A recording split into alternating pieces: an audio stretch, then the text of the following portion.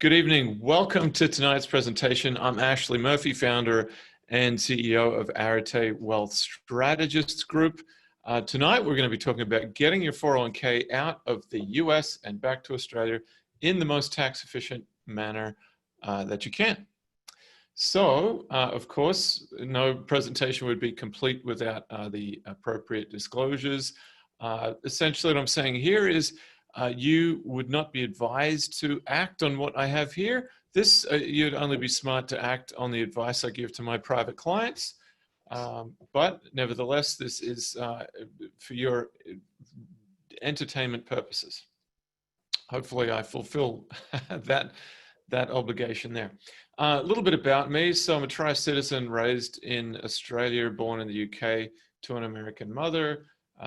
From Brisbane originally. I did undergraduate studies at the University of Queensland, moved to the US 15 years ago, started on the CFP-CFA track, was involved in the Financial Planning Association for almost a decade, was on their international and cross-border knowledge circle. I was one of the hosts there. I'm also the founder of the Global Financial Planning Institute, a separate entity for financial advisors working with international and cross-border clients. Let me see. I was a adjunct at UC Berkeley and Golden Gate teaching financial planners, and I've been quoted in a number of places. So you didn't come here to hear about my background, but there it is in brief. Who does my firm work with? We work with Americans in Australia, Australians in America, and Australians leaving the US. And more recently, I am actually working with an American just getting ready to, I should say, a long-term Australian resident American who's been a client of mine for some time, who is now getting ready to move back to the US. Okay, so tonight's presentation, this is what it will be about, the tax treatment of your US retirement account presently while you're in the US. When you can get your money out, when can you get your money out of your US retirement account, your options for distributing your account, what they look like. There's three options we'll identify. What is the appropriate withholding amount when you go to transfer that account from the US back to Australia? What to do if your account is over withheld by your custodian? Is now a good time to move these funds given the state of things in the world and foreign exchange rates? How to convert your funds most efficiently back to Aussie dollars, what to do with your funds now that they're back in Aussie dollars. We'll look briefly at superannuation contribution limits and some strategies for what I call recontributing that back to super. And lastly, the Australian Taxation Office treatment of your 401k and IRA that you've since rolled out from the US. Okay, so let's get on with it, shall we? Starting with our 2020 annual contribution limits. I present this just to set the stage so that we're clear on what we're talking about, starting from the US side and working our way over to the Australian side. So here you'll see a lot of different numbers, but really we should focus on that number, that $19,500 number in the middle. Why? Because most people here will be familiar with that. That's what you can contribute as an employee to your 401k this year. It's actually not the whole truth, however, because as you can see with the second top row there, defined contribution limits are actually significantly higher. What's the difference then between 57,000 and 19,500? That is what your employer is able to contribute. And so business owners are in a position where if you wear both hats, if you are both the employee and employer, you may contribute up to $57,000 a year into your defined contribution account. Or if you want to go for the real ace in the hole, then, and of course, there's a very specific set of circumstances that a client must be in, namely being a very high income earner. There's nothing stopping you from doing a defined benefit plan and a defined contribution plan. So if we add those numbers up, we see $57,000 plus $230, getting us all the way to nearly $290,000 on a tax deferred basis. Yes, that is what is possible. Okay, when can I get my money out? Now, I'm very clear to say that what I'm about to show here is for US people. That's a catch-all term. US people really means US tax residents. What's a US tax resident? Well, if you're an American citizen, a green card holder, or you have fulfilled the substantial presence test in the US, namely you're a visa holder who happens to be in the US, you are a US person, a US tax resident. And thus, for a 401k, you can make penalty-free distributions following age 59 and a half. If you were to take distributions prior to that, which you would only be able to do, of course, from a plan that for a company you no longer worked for, because in service, what's called in-service distributions are not allowed before age 59 and a half anyway. So you'd be looking at a 10% penalty tax. What does a 10% penalty tax mean? How does that work? That means you've got your ordinary income rate, and then you throw 10% on top of that. So it really is a punitive tax rate that ends up being applied there. There are some exceptions, and there is a very rare, I've only ever seen it once where it makes sense, situation where loans would really make sense. So loans, you can borrow up to $50,000 or 50% of the account balance, whichever is less. So thus, if you had a $40,000 account balance, you could only borrow 20. If you had a $150,000 account balance, you could still only borrow 50 because 50 is the max there.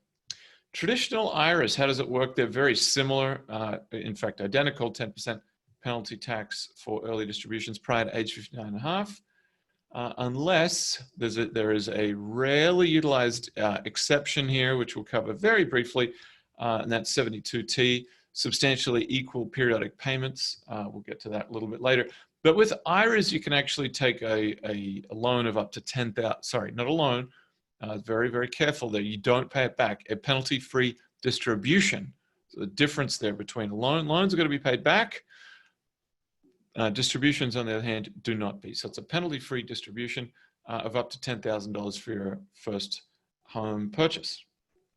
And some other exceptions as well, hardship withdrawals, same sort of thing. Nothing you would actually choose to do. So the US taxation of retirement plans by phase. I put this together, and I hope you find this to be a very useful resource because this was constructed in-house. I couldn't find this anywhere. So by the three broad types of US retirement accounts, we have defined contributions. There's your 401ks, 403bs, IRAs. We have your post-tax contributions.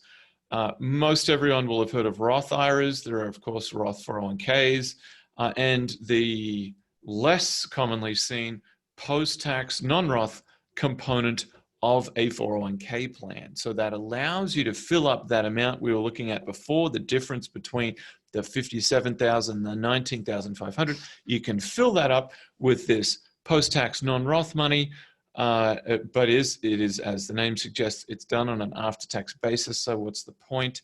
And for my private clients, I would advise if they're planning on traveling abroad, namely back to Australia in our instance, I wouldn't suggest they do it. As you'll see later, the account may end up being double taxed anyway, so thus defeating the purpose of that. And the third type of account we see here, less commonly seen these days, particularly since the 1990s, would be the defined benefit type of account. Your traditional defined benefit account, they're also known as cash balance and money purchase plans. Okay, so here through the three phases, those three phases being contribution, growth, and distribution, we'll see how they're taxed. So a 401k is, for the globally mobile Aussie, is really the pick of the bunch because Australia doesn't practice a citizenship-based taxation system as the US does, which means when you're not in Australia and you've got earned income, Australia says that's none of our business. The US doesn't work like that. They still want to know about that. Not so often would you actually end up with a double tax bill, but there are a lot of circumstances we need to work through and figure out what, if any, is the US tax owing on that circumstance. So the 401k here, it's tax deductible. It's going to reduce your taxable income. Post-tax contributions, as the name suggests, they're after tax, so not so great for the globally mobile individual. Employer contributions for a 401k, that's going to be tax-free because remember, the IRS is going to get their bite of the cherry in just a moment, as we'll see with the distribution. Not commonly known, actually, is with if you were to fund a Roth 401k, then your employer contributions are actually taxable at distribution.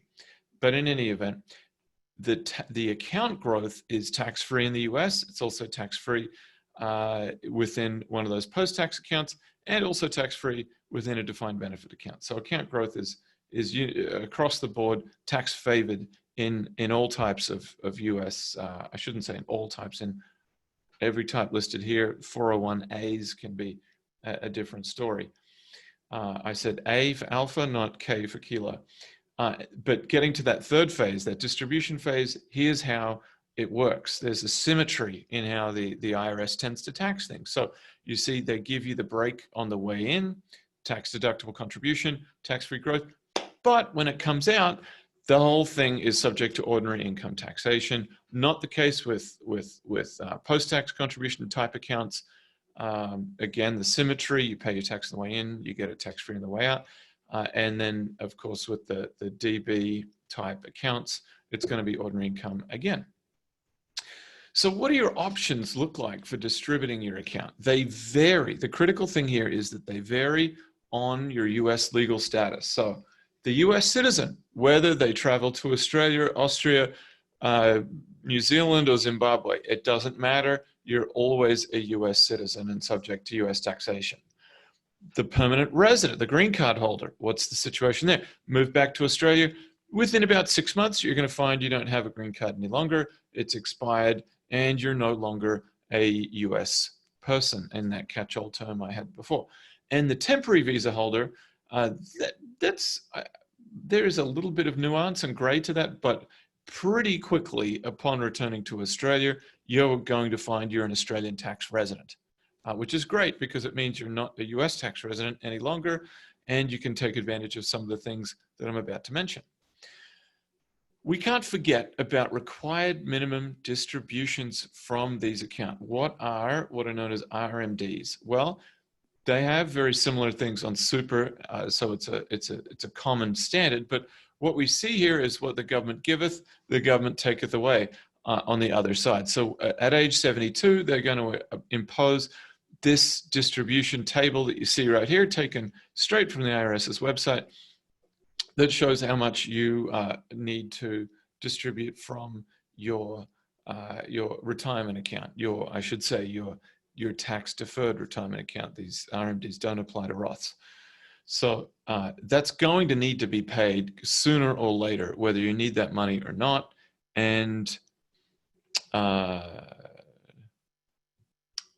let's see here. So for US persons, likely the most tax-effective approach is to stretch the distribution over years with the lowest AGI, keeping the majority of your distribution taxed at these lower levels. It only stands to reason that that would be the case. So, of course, with the progressive income tax system as it works, of course, if you keep your income lower, you're going to be subject to a lower tax rate. There's a comment there from Dean, moving to Australia. It is more complicated, Dean. Thank you for that. It can involve returning to Australia. It can involve even submitting to the consulate and offering to extend up to a period of 2 years. So thank you for your comment, Dean. Another consideration when thinking about the US tax impact of your distribution would be what other US income you might expect. Of course, you might have business income, you might have real estate rental income, but more commonly, much more commonly, we're going to see Social Security. And of course, there's a link here provided for determining your status. They stopped mailing those statements years ago, but surprisingly, it only takes about 5 minutes to log into their website, get registered, and see what your benefit would be. Now, the Secure Act of 2019, and the reason that's highlighted is that links to the presentation we did last month on that very topic, has made the inheritance of IRAs somewhat more tricky. And the loophole that they cracked, it wasn't really a loophole. The strategy that they cracked down on was, it used to be that you could distribute over the course of your lifetime. So thus the account holder from whom you inherited that account, that IRA or 401k from, presumably your parents, they were distributing over their lifetime, or they could take as long as their lifetime or their RMDs, and then you could take your whole lifetime. And so you could significantly reduce that tax impact. Now, with the introduction of the Secure Act, there are a few circumstances like spouses and special needs children, for instance, where there are some exemptions, especially as children below the age of 18, where there are some exemptions, but mostly you're talking about a 10-year distribution period. That's bad news. Why? Because when you think about the typical age spread between a parent and their child, you're with life expectancies as they are, you're typically going to see the inherited, the beneficiary of that account, needing to distribute that IRA at exactly the wrong time, at right in the middle of their highest income earning years, and thus having the highest and most negative tax impact for that inheritor. Okay, so distribution considerations and tax. Many individuals have the desire to simply be done with the US, and they wish to say, that's it, I did my time there, made some money, and now I'm just going to liquidate it and move back to Australia and enjoy the good life in the lucky country. However, such a hasty response can be costly. Why? Because we're faced with the same conundrum that lottery winners are faced with, and that is how to distribute that account. Do you take the jackpot as a lump sum and pay that higher effective rate of tax, or do you take it over a defined period of time, lowering your lifetime tax burden? That is the question, and I'd like to think that you are picking up what I'm putting down with the previous slide, as I alluded to being mindful of your lifetime AGI and the particular tax bracket that puts you into. We're about to see those rates in just a moment. So what are your options? Well, number one, pretty straightforward. You could distribute according to regular US tax rules. Now, this applies to all three categories of individuals I referenced earlier, namely US citizens, permanent residents, and temporary visa holders. You could, in theory, do this if you wanted to. You would be paying, as I mentioned here, the marginal rate. It's maybe not so bad depending on the balance, and it certainly could make sense in your situation, depending on a whole host of things, way too complicated to get into, although I do allude to them in tonight's presentation. If you look here, for a married filing couple, tax filer, you would be talking about $19,750 taxed at 10% federal. Don't forget US state tax if you have not effectively relinquished residency from a state. You should be able to, of course, if you're living overseas, but they have long tentacles and they're eager to collect their tax dollars. So if you think about that, throw in your standard deduction and that amount right there, and you're looking at about a little over $30,000 that you could take out and pay a 10% rate of tax on. The kicker, however, is that that's 10% on that entire balance. And please keep that in mind, because we're going to come back to that. Important to note here, this is a side, but an important aside, and that is who is still required to actually continue to file their US taxes. So the example of the temporary visa holder who has long since returned to Australia, they are not required to file US taxes while that account is still in distribution phase. But when it comes out of distribution phase, assuming that the withholding is insufficient, then they are absolutely required to file their US taxes. That's the first example. Next would be taxation of American individual citizens or resident aliens living abroad. That resident alien one, again, thank you, Dean. The example of that's going to be pretty narrow, because there's only going to be a few months or even as many as a few years where that would even apply in the first place. So really, I'm going to say 95% of circumstances, this applies to US citizens, dual citizens abroad. And that is thanks to the savings clause in the tax treaty, you are indeed, as you've heard me say before, required to file your US taxes. So option number 2 for getting out your money. Here's what you could do. You could say, that's it, I'm done. I want to get it. This is really the least tax advantageous. I want it out now.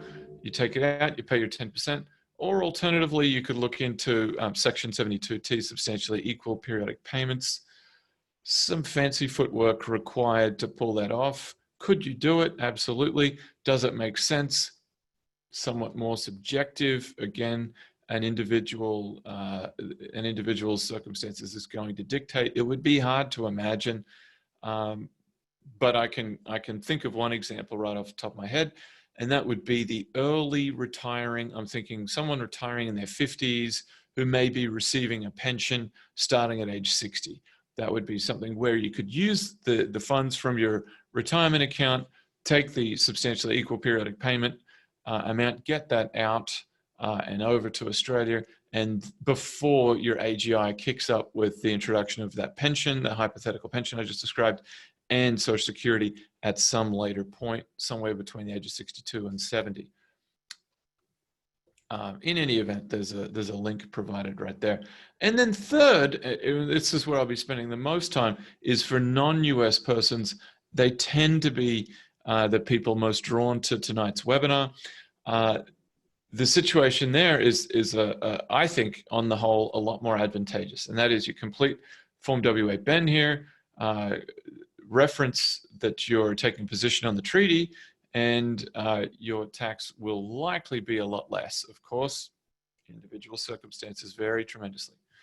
Okay, so what if you were to follow what we're talking about right here, and you call up your custodian, Fidelity or Empower or whoever your 401k or IRA custodian happens to be, and you say, this is great, I just listened to this webinar, I haven't sought professional advice, I'm really just flying blind here, but I've been told that or alluded to thus far, that I should be able to get my money out of my US retirement account because I'm an Aussie, I was a temporary visa holder, should be able to get that out tax-free, right? Well, yes, but. What's the but? The but is these custodians have exactly zero incentive to be anything other than very conservative. That's it. It's as simple as that. Yes, the laws are written. Yes, they're very clear. But if you can imagine working in a call center at one of these custodians, the number of calls that they're getting, how many of those are going to be foreigners to begin with, and how many of them are going to be parties to countries with tax treaties that have a 0% withholding with the US?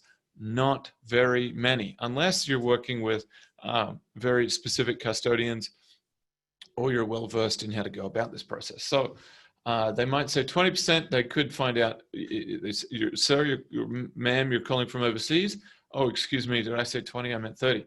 But that needn't be the place or the position for Aussies who have since returned to Australia and their visa or green card has since lapsed and they've resumed exclusive Australian tax residency.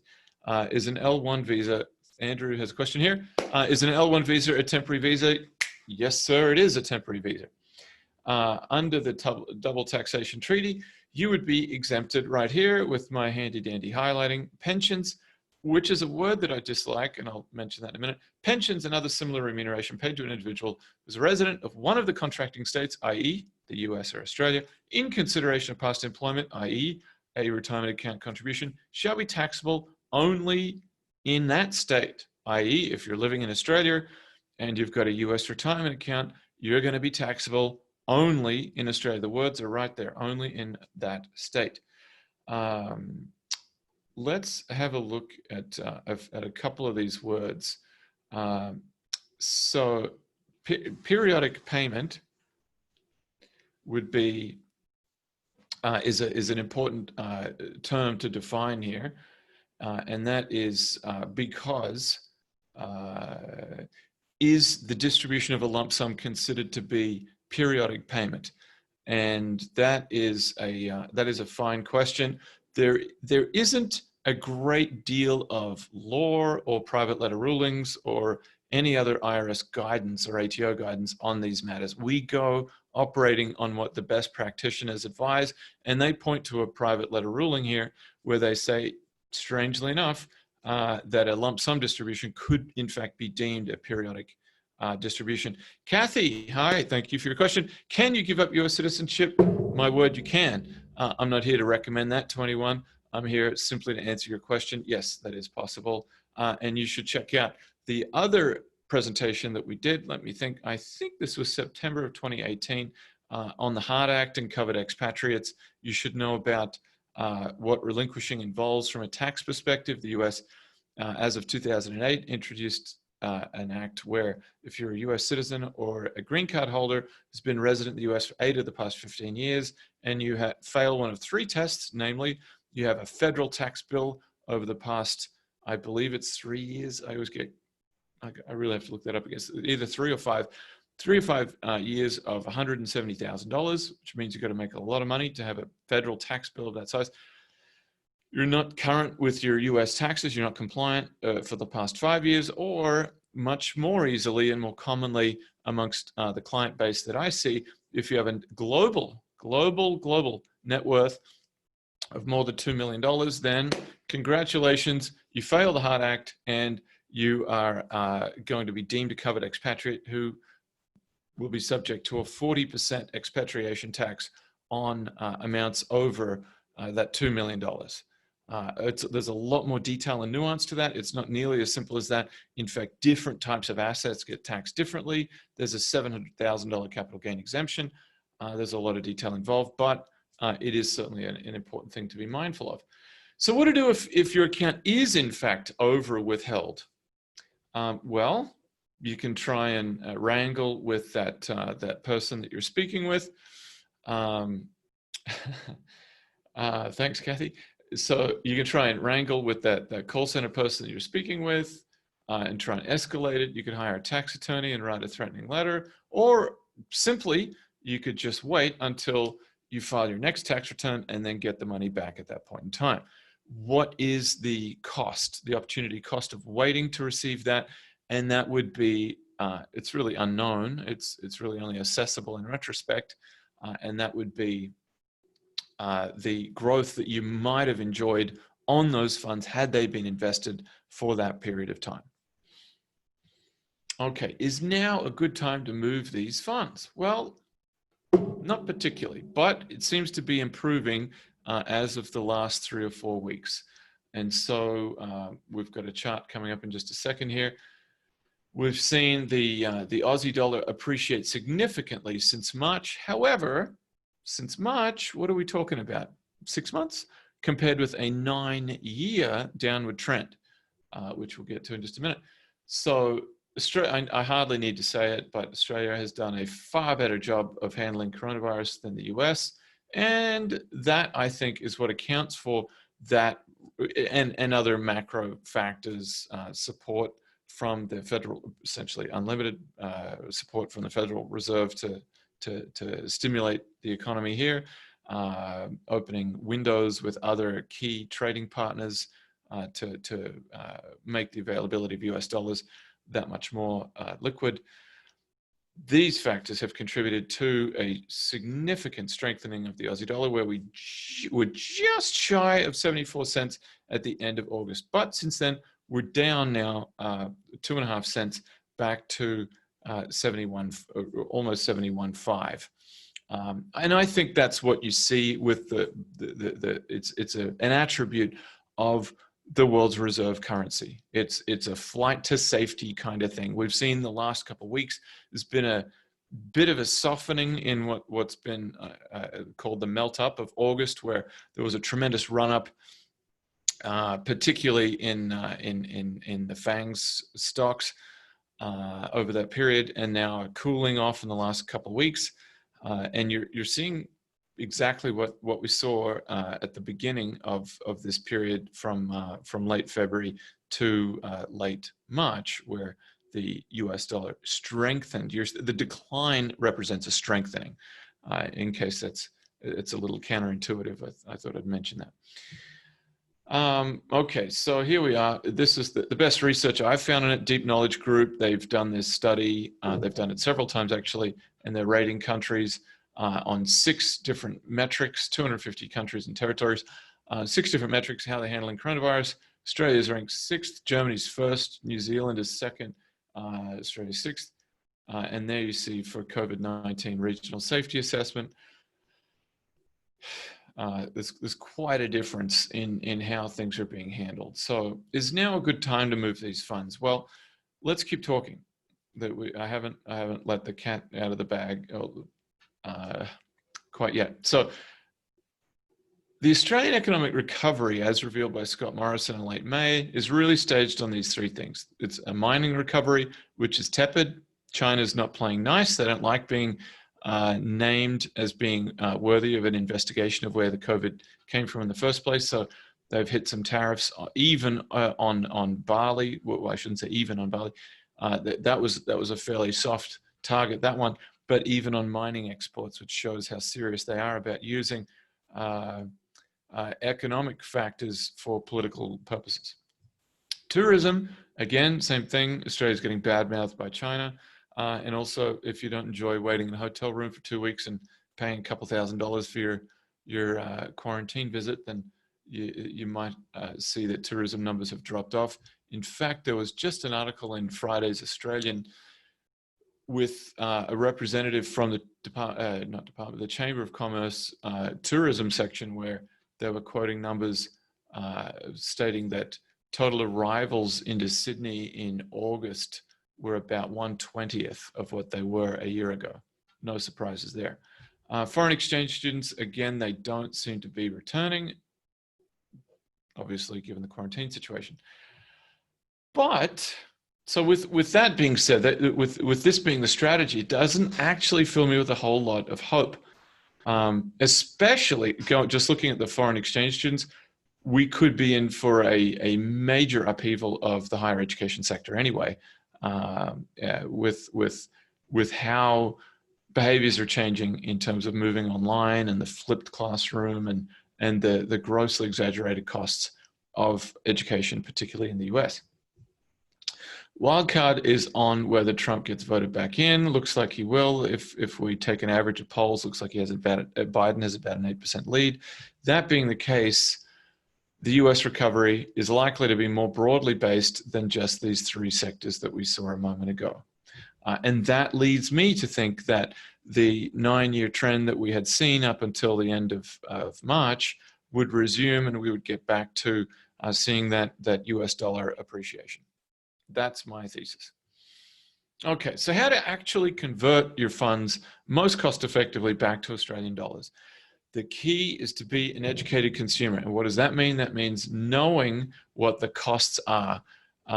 When you go to the airport and they say it's a fee-free exchange, well, that technically, are they charging an additional fee, an out-of-pocket fee? No, but that is not to say that it's a free, it's an interbank exchange rate that they're using. Absolutely not. The interbank spread is the difference. So it's what banks charge each other versus what retail clients would receive. So the best pricing I've seen out there, and this is available to anyone that has an account with one of these providers, TransferWise or OFX, you'd be looking at about 60 basis points. Compared with clients of mine where I've negotiated 20 basis points or even a fraction of that, more like 0.02 of a basis point with Interactive Brokers. So that is by far the most compelling interbank exchange rate offered. This actually was a conversion I did this afternoon with a client who's going to be moving over about $50,000 a year. We were looking at the difference in these. You would think it's a slam dunk to go with Interactive Brokers, but it's not always the case. And here's why. $50,000, decent amount to be moving back with AFEX. That amount ended up being as a $100 interbank spread for 50 grand compared with a $10 spread with Interactive Brokers. The only thing is that Interactive Brokers they're not the most user-friendly of organizations, and they charge a $10 account keeping fee. So if you don't have an ongoing need for maintaining that account, then it could very quickly, within the space of a year, eat into that advantage that it's offering on the Forex side. Okay, so what to do with your money now that you've taken your 401k or your IRA out of the US? You've chosen the timing, you've chosen your foreign exchange provider, you've got a foreign exchange strategy. It's important to keep in mind you're not obligated to contribute that money back to your super. Some people have that notion in their head: one retirement account must go to another. No, because the ATO does not deem 401ks or IRAs to be foreign superannuation accounts. It's simply a foreign trust as far as they're concerned. So you'd still be, of course, there's no advice provided in tonight's presentation, but you might consider, let me use that phraseology, you might consider recontributing it back to super in the first place. And the reason for that is because it's offering the most tax advantaged, for most people, it's offering the most tax advantaged, source for Australian investment. And you can see right here, I've got the 2021 Australian tax rates and Medicare surcharges for residents and non-residents. We'll get to this in just a minute. So in terms of superannuation contributions, concessional, you're able to contribute $25,000 a year. What's a concessional contribution? Concessional is essentially your tax deductible contribution, like your 401k or your IRA. It's reducing your Australian taxable income. Non-concessional. So what's that? That's essentially your Roth. That's paid with after-tax dollars. You can do up to $100,000 in any given year. However, there are two other rules we should be mindful of that could be advantageous for folks in your situation here tonight. Namely, the 3-year bring forward rule, where you're able to bring forward 2 years of contributions for a total of $300,000. To use lazy math, you could say that's about $210,000, $220,000 US dollars that you could put into your super that you had rolled from the US. There is Australian tax to pay, however, but we'll get to that with the next bullet point. Introduced in the 2018 tax year was the 5-year concessional contribution carry forward, which may even be used for, or may possibly be used for non-residents. Go and consult your CPA to get the final word on that. But that could allow you to contribute up to $125,000, not in the current year. There's only three tax years that have passed since this was introduced, so you could contribute only $75,000. Again, using that lazy math of thirds, about $55,000 US dollars could be contributed on a tax-deferred basis. Between the combination of these two, for most people, other than very high account balances of 401ks and IRAs, you can maybe, if you're connecting the dots as to what I'm saying here, you might be able to get this back into super paying no tax whatsoever. But we'll leave that to the very last slide. So what is the ATO's view for non-US persons? What is the view of the IRAs or 401ks? Well, essentially, as you heard me say earlier, they don't view them as foreign superannuation funds.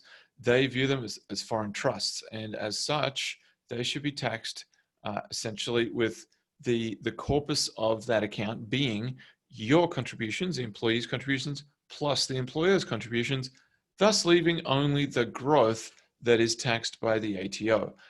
In most folks, I have had clients before, very interesting client situation came up a couple of weeks back, where this client had done a tour in the US back in the early 80s to the early 90s, and thus the balance in that account was mostly growth over that period, not going to be so tax efficient necessarily to take this kind of tax treatment. Of course, they mightn't be able to anyway, depending on one's legal, US legal situation, whether it's citizens, permanent residents, or visa holders. In their case, they were Australian residents only. So they had the option to do it, but given that we're talking about ordinary income taxation back in Australia, it's actually might have been one of the few instances where it didn't make sense to do that.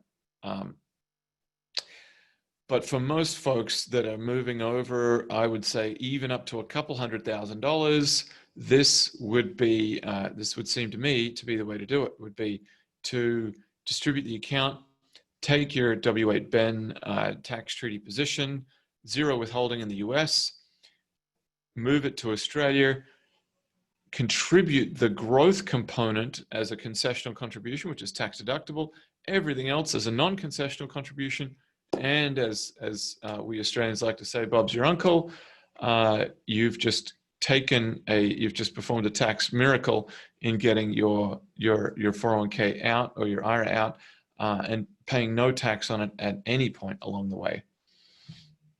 Of course, that all depends on your distribution strategy out of superannuation, but we will leave that to Australian tax practitioners and Australian financial advisors to advise on. So that's essentially what we're looking at here today. Any questions? I'll open it up for a couple of minutes and see if anyone has any questions here on what I've spoken about. Lisa, hi there, Lisa. Doesn't Social Security allow you to take your payments in Australia monthly, say at 70 years of age? How is that tax treated? How is that tax treated if you're not a US tax person at that time? Well, you're in luck. I answered that earlier and I said you have to pay US tax. Yes, you may wait until age 70, but of course you're going to pay US tax. Now, I have to say I'm going to revert, for the sake of fairness, I'm going to revert to the Q&A session or section and not the chat panel for further questions. So anonymous attendee writes, I retired in the US and receive a US pension. So do all of my taxes as an expat through the US? What? So I retired in the US, okay, and receive a US pension. So okay, there's going to be a full stop there. So do all my taxes as an expat through the US? I have an IRA in the US. How best to transfer that to us? I would ask you to clarify your question there. I'm guessing you retired in the US and then moved back to Australia. You are collecting a US pension and continue to back in Australia. How best to transfer? You could tax it. It is possible prior to distribution to cash out pensions. Rarely would I advise doing that. That's a bad idea. Typically because the benefit you're going to receive from the pension is going to be more than what you would get if you were to cash out that benefit in the first place.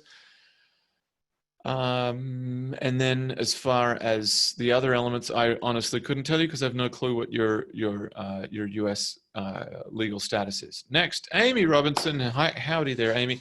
What qualifies a hardship withdrawal of a 401k and how does that work? I moved back to Australia due to a medical diagnosis that caused me to cease work immediately for treatment. Is it best to withdraw this given my income is also lower due to quitting? That is an easy query to look up. That would take all of 2 seconds to go. Let's try it. 401k hardship distributions rules is probably it. We don't care. They don't really change. And then retirement topics. There it is, Amy.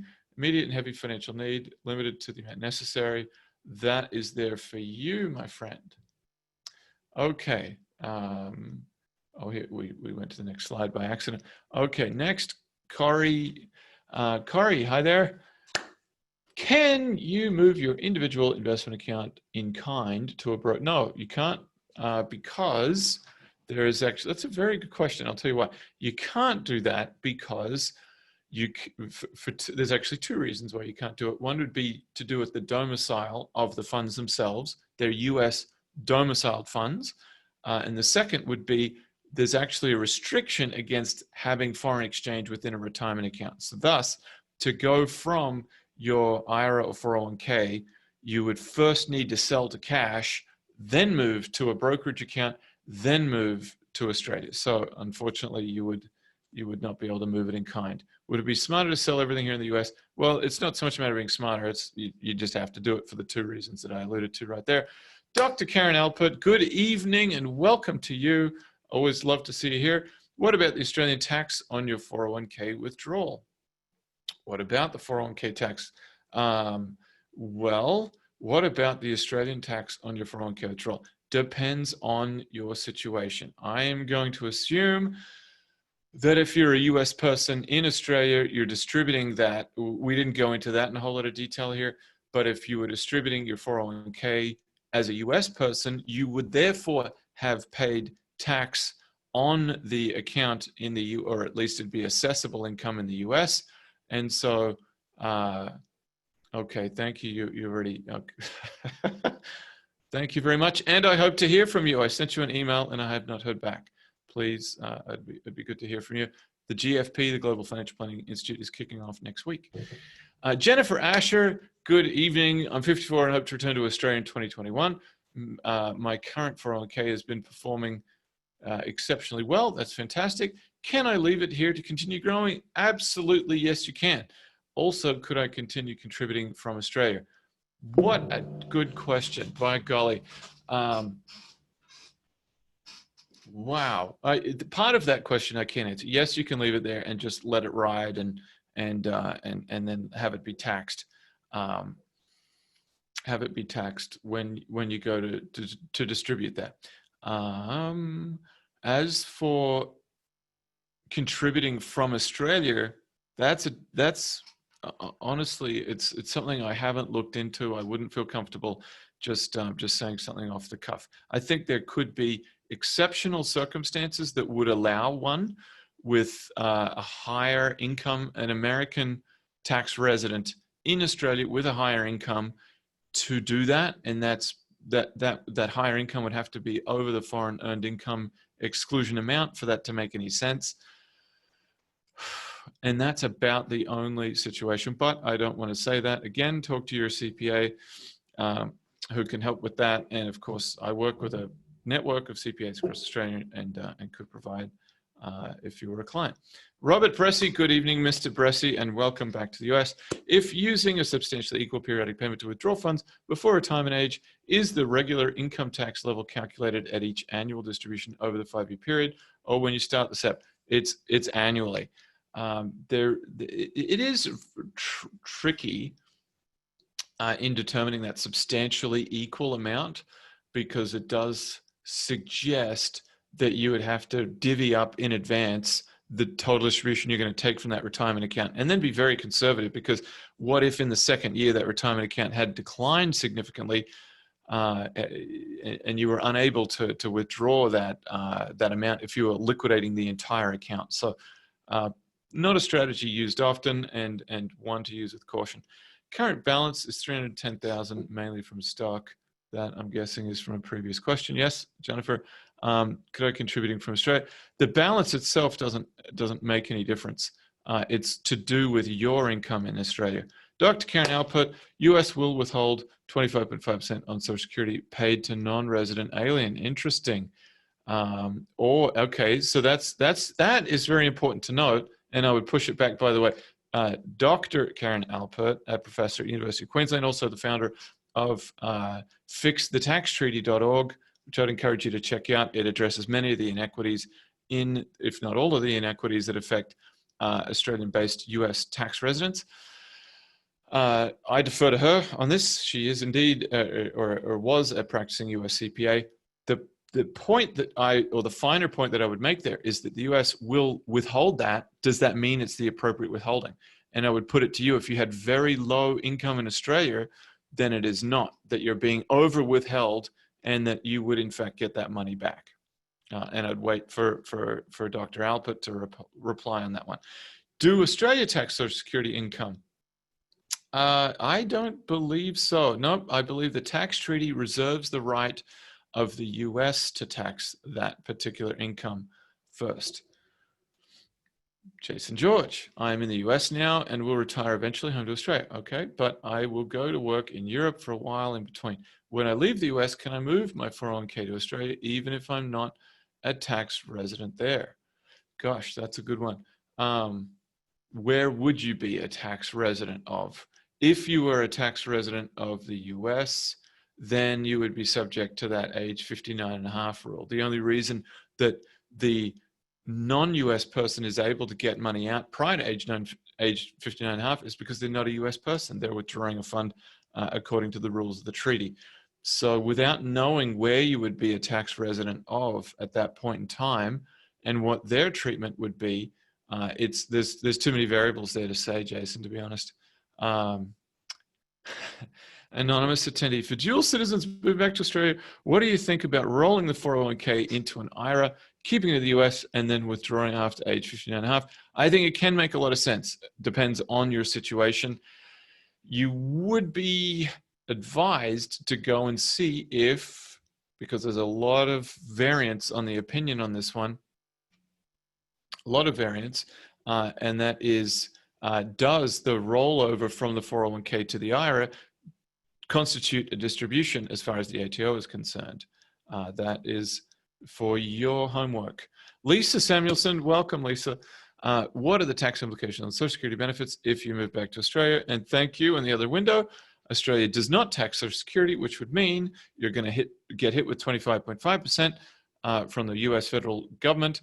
However, you need to file your US taxes to determine if you owe more or are in fact due a refund from that. Anonymous attendee, I'm on the verge of applying for US citizenship so I can come and go for the rest of my life. But I want to retire in Australia. Sounds like I'll be paying more if I do that rather than giving up the green card. That's your conclusion, and that is why we work with private clients, because these are highly complicated matters, but I would say that's a sound conclusion. How about that? I provide no recommendation, but that's a sound conclusion. Next, Phil. Hi, Phil. I've rolled my 401k a couple of times, as 100% of 401k distribution is taxable in the US. Indeed it is. The custodians of my current account don't seem to have a history of contribution. That's a problem of mine and employee versus growth. In determining growth components that would be subject to, yes. Are any records required, or is it a good faith estimate? Fine. I don't know, because I'm not an Australian CPA. I would think you'd have to rely on a good faith estimate. You could, if you went back and found the summary plan descriptions of each one of those 401ks, you could figure out, and your tax, or I should say not your tax returns, because it won't be there because it's an above the line item, but if you found pay stubs, perhaps end of year pay stubs, I know that's really, grasping at straws there, but if you found all of that, then you might be able to work your way back into it. You could see what you contributed, what the employer contributed as a match, and maybe figure it out that way. Corey, excuse me, again, if you wanted to keep your retirement account in the US and wanted to wait until 59 to avoid the penalty, how are your distributions taxed by the ATO? That is something that I don't want to answer on the air, because I'm not 110% sure. Andrew, can a dual citizen use a US trust or Australian trust to avoid minimum or required distributions? No, I'm going to guess if you're thinking of paying RMDs in the first place, that would suggest that you're a dual citizen, or at least a US citizen. Well, sorry, excuse me, this is 8:30 at night. The very first couple of words of your question say dual citizen. Can a dual citizen use a US trust? No, that wouldn't be, I can't see how that would work. No, I can't imagine that. Jason George, by the way, I do have an Australian super already back there. Okay, I'll pick up where Jason left off from earlier. I am in the US. Okay. Yep. I figured you did. It's knowing where you're going to be a tax resident of is the problem, and why that's insufficient information to answer that question. Why the question? Thank you, Lisa. You're welcome. Gosh, these questions keep rolling in. I'll give it till 8:30 and then I'm going to call it a night. Daniel Blissett. His name seems very familiar, but I can't quite place it. Daniel, I am a dual US citizen, yes, working for an international firm, hired as a US employee, blah, blah, blah, was resident in North Carolina until March 2020. Returned to Australia with family of 5 due to concerns with, fair enough, with support from my employer, now resident in Sydney, still working in US business hours from Australia, being paid in the US, contributing to 401k. Now that is an interesting situation. I guess I'm looking for what the question is on that though. That is an interesting one, and I've come up against that recently with a client where if you move back for family reasons, but no, you're a dual citizen, doesn't matter. You're always, okay, if you weren't a dual citizen, if you'd been a visa card holder, then you would have resumed Australian residency as soon as you returned to Australia.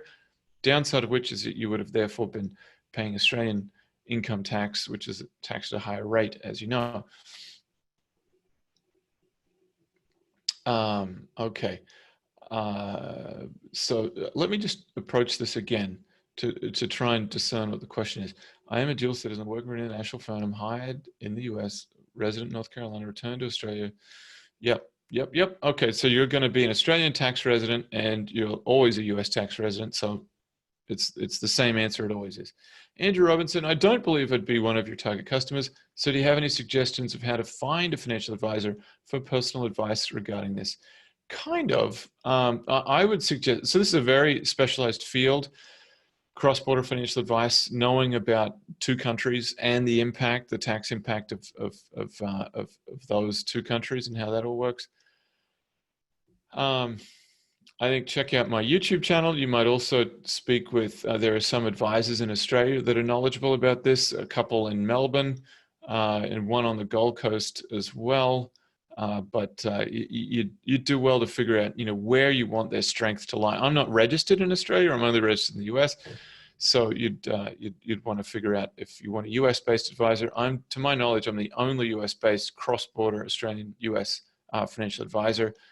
But there are a couple that know about these expat matters on the Australian side. Lisa Ann, so long as I am back home in Australia and taking Social Security and distributions from my IRA after giving up my green card, sounds like I'll have to continue to file a US tax return every year. The Social Security part, yes. And if you've given up your green card, no. Why? Because after you've given that up, you're not a US person anymore. So you could do what I had demonstrated in this presentation. Okay. Daniel's question continues. Are there special considerations? No, you're always a US, nothing changes. You're a US citizen until such time as you relinquish. If you choose to do that, there will be no difference in the answer. Jennifer Asher, welcome. As I am a green card holder and am moving back to Australia, will I be entitled to the 24 years of Social Security I've paid in? Or do I lose? Yes, you will. You only need 40 quarters paid in.